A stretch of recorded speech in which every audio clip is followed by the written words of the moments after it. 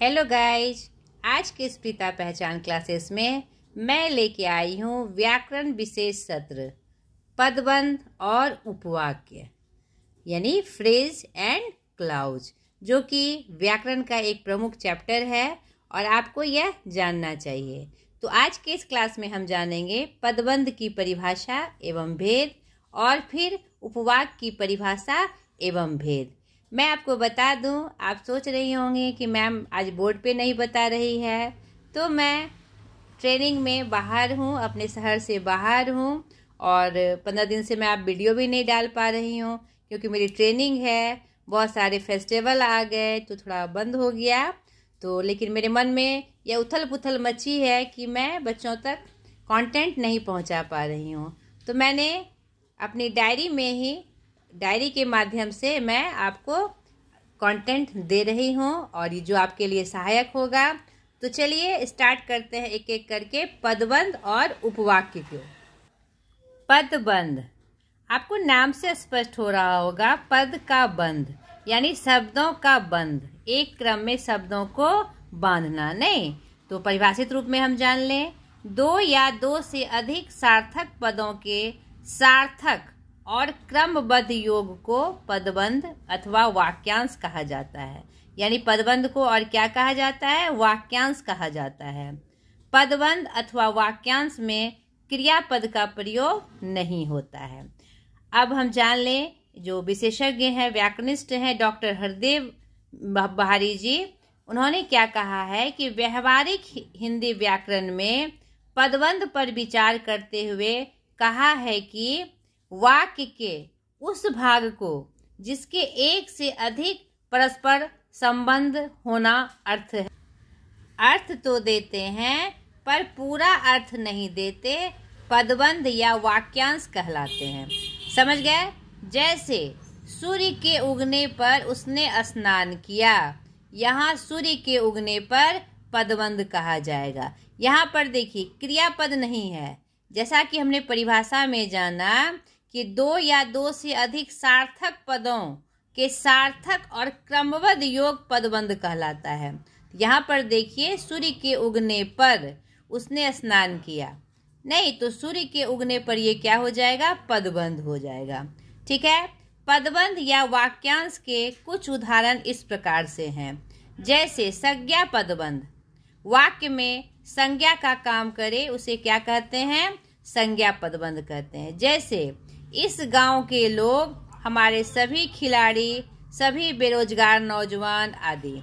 यानी कि इस तरह के शब्दों का प्रयोग हम करें जो कि नाम को संबोधित करता हो। नहीं, यानी संज्ञा मतलब क्या होता है? नाम, व्यक्तिवाचक, जातिवाचक, समूहवाचक, द्रव्यवाचक, भाववाचक, इस तरह के नाम से क्रमबद्ध करते हुए कुछ पदों का जब हम मेल करते हैं तो वह मेरा क्या कहलाता है? संज्ञा पदबंध। ठीक है। दूसरा सर्वनाम पदबंध, जो सर्वनाम का काम करे। ठीक है। मुझ अभागे ने दैव का मारा, यानी कि आपको इसमें क्या ध्यान देना है कि उस पदबंध में वह सर्वनाम का काम करे, नहीं और क्या कहते हैं, वह पदों का बंध हो, यानी कि दो या दो से अधिक पद मेल से हो और क्रमबद्ध हो और कुछ ना कुछ सार्थक अर्थ हमें दे और उसमें सर्वनाम के रूप में वह काम करे, संज्ञा के बदले जो काम करे उन शब्दों का मेल हो। ठीक है। विशेषण पदबंध, जो संज्ञा की विशेषता बदलाए। जैसे नदी में बहता हुआ जल, यह क्या है? पूर्ण वाक्य नहीं है, वाक्यांश है। नहीं, कुछ पदों का क्रमबद्ध सार्थक रूप में क्रमबद्ध किया हुआ है और ये क्या कर रहा है? विशेषता बतला रहा है। नदी में बहता हुआ, यानी कि यहाँ पर मैंने ब्रैकेट में लिखा है जल, यानी कि आगे उस वाक्य में प्रधान वाक्य को जोड़ा जाएगा। ठीक है। चांद से सुंदर, ये चांद से सुंदर क्या हो गया? विशेषण पद है। चांद से सुंदर में हम क्या बोलते हैं? मुखड़ा, इसलिए मैंने ब्रैकेट में क्या लिखा है? मुखड़ा लिखा है। सिंह के सदृश बलवान, यानी आदमी आगे का हो जाएगा, तो सिंह के सदृश बलवान क्या हो जाएगा? हमारा विशेषण पदबंध हो जाएगा। 1 किलो भर दूध, कुछ लड़के, कुछ 6 लड़के, काम चोर, यानी ये सब क्या करते हैं? विशेषता बतलाते हैं और यह जो परिभाषा में हमने देखा पदबंध के रूप में कि दो या दो से अधिक सार्थक पदों का क्रमबद्ध रूप हो, योग हो। नहीं, तो यहाँ पर हम क्या देखते हैं, विशेषण रूप में दो या दो से अधिक सार्थक पदों का क्रमबद्ध योग है। तो हमने पदबंध के रूप में क्या क्या जाना, संज्ञा पदबंध होते हैं, सर्वनाम पदबंध होते हैं और विशेषण पदबंध होते हैं। आगे देखिए, अब क्रिया पदबंध देखिए। क्रिया पदबंध भी होते हैं जो क्रिया का काम करे। आपको कॉन्सेप्ट रखना है कि जो भी शब्द आ रहा है, यानी संज्ञा पदबंध आ रहा है, सर्वनाम पदबंध आ रहा है, विशेषण पदबंध आ रहा है, तो वह उसी प्रकार का काम करेगा और क्रम से होगा। नहीं, दो या दो से अधिक पद क्रम से होंगे, दो या दो से अधिक पदों का योग होगा।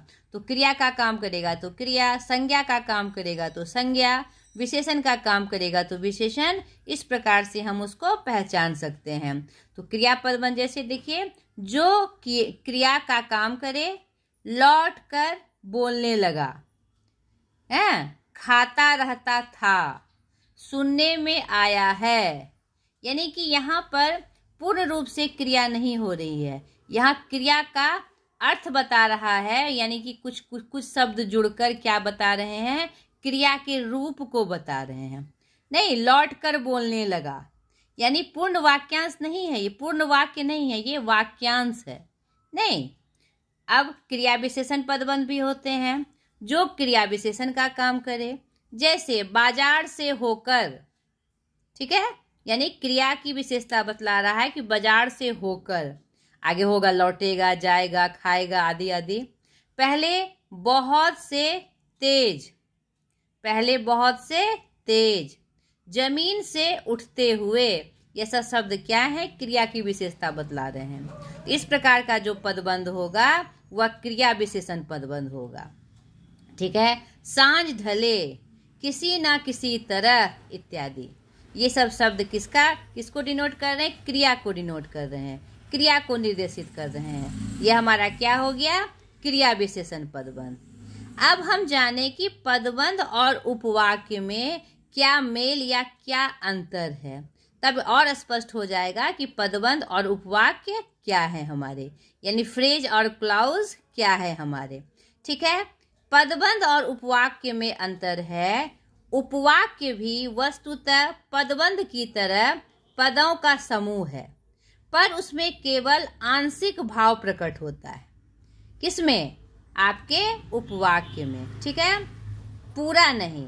पदबंध में क्रिया नहीं होती, उपवाक्य में क्रिया होती है। यानी दोनों क्या है, शब्दों का समूह है, पदों का समूह है, लेकिन कुछ आंशिक भाव इसमें क्या होते हैं, उपवाक्य में आंशिक भाव प्रकट होते हैं, और पदबंध में क्रिया नहीं होती और इसमें क्या होती है, क्रिया होती है। जैसे ज्यों ही सूरज डूबा वह घर लौट आया, इस वाक्य का उदाहरण क्या कहा जाएगा, उपवाक्य कहला जाएगा। नहीं, अगर ऐसा रहता कि सूरज डूबे वह घर लौट आया तो क्या हो जाता, पदबंध का उदाहरण होता। क्यों, क्योंकि इसमें सूरज डूबे क्या हो गया, वाक्यांश है ये हमारा, इसमें क्रिया नहीं है। नहीं, यह क्या हो जाएगा, हमारा पदबंध हो जाता। ठीक है, अब आगे देखिए, वाक्य और उपवाक्य, थोड़ा इसे भी हम समझ ले ताकि उपवाक्य और हमारे सामने क्लियर हो जाए। ठीक है, वाक्य और उपवाक्य। उपवाक्य वह वाक्य खंड अथवा सार्थक शब्द समूह है जो वाक्य के आंशिक भाव को प्रकट करता है। मैंने अभी पीछे तुरंत बताया आपको कि पदबंध से इसमें क्या जो सूक्ष्म अंतर है, क्योंकि यह आंशिक भाव बताता है। नहीं, उपवाक्य में क्रियापदों का प्रयोग अपेक्षित है, यानी इसमें क्रियापद का प्रयोग किया जाता है और वह वाक्यांश की अपेक्षा अधिक स्पष्टता से वाक्यगत को, मतलब जो वाक्य का मतलब जो कहना चाह रहे हैं उसको स्पष्ट रूप से सामने रखता है। विभिन्न उपवाक्यों को मिलाने पर वाक्यगत संपूर्ण भाव की पूर्ण अभिव्यंजना होती है। ठीक है, तो वाक्य और उपवाक्य हम समझ गए।